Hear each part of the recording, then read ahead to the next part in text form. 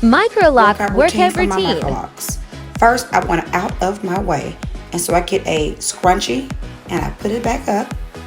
And this helps me not have my locks flop all in my face, which is very aggravating when you're working out. It isn't nothing too complicated about it. But at this point, I want to also make sure that my edges are kept from getting too frizzy. So I put on this pineapple cover that I found at Walmart, and I flip it upside down and put my bun through that ponytail. And that allows the moisture to stay off of my forehead, and it lets my edges dry flat when I'm finished. Feeling ready.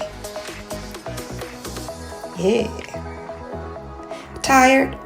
Now I'm done. So, as you can see, my edges are flat. There's no frizz. And while I worked out, I did not have any sweat getting in my eyes, so it was a perfect combination. And I finalized the look by spraying with my aloe vera juice, which allows me to get any dents and bumps out of my hair that may be there from the scrunchie. And I squeeze the moisture into my locks, again helping to get the moisture in and the dents out.